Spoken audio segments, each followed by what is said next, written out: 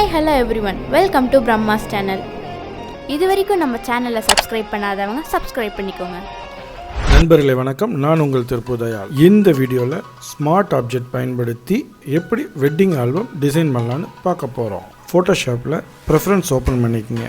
அதில் ஜென்ரலுக்கு பிறகு resize image touring place அப்படிங்கிறது டிக் ஆகியிருக்கா பாருங்கள், இல்லைன்னா டிக் பண்ணிக்கோங்க. 1236 ஆல்பம் லேஅவுட் ஒன்று எடுத்து வச்சுருக்கேன். அதில் 25 குரூப்ஸ் நான் ஆல்ரெடி க்ரியேட் பண்ணி வச்சுருக்கேன். இந்த PSD டவுன்லோட் லிங்க் உங்களுக்கு கீழே கொடுக்கப்பட்டிருக்குது, ஃப்ரீயாக டவுன்லோட் பண்ணிக்கோங்க.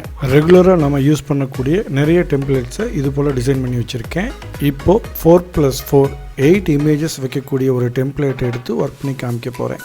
F7 layer panel, image replace பண்ண வேண்டிய பாக்ஸை டபுள் கிளிக், செப்பரேட் டாக்குமெண்ட்டாக ஓப்பன் ஆகும். ப்ரௌசர் விண்டோலேருந்து நமக்கு தேவையான இமேஜை ட்ராக் அண்ட் ட்ராப் பண்ணி போட்டேன். அதை ட்ரான்ஸ்ஃபார்ம் லைட்டாக பண்ணி Ctrl S கொடுத்து சேவ் பண்ணின பிறகு 1236 நம்ம ட்ராக் அண்ட் ட்ராப் பண்ண இமேஜ் ரீப்ளேஸ் ஆகி இருக்கும். Same procedure F7 layer box, double click, replace the image, browser விண்டோலேருந்து drag and drop, then replacing the image.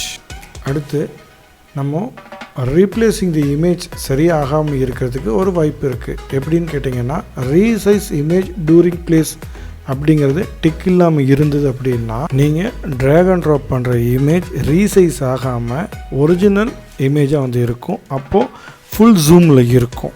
So first அந்த ப்ரிஃபரன்ஸ்குள்ளே போய் நம்ம அந்த டிக் பண்ணிவிட்டு ஒர்க் பண்ண ஆரம்பிச்சிங்கன்னா சரியாக இருக்கும். Again layer panel, select the layer, drag and drop, save.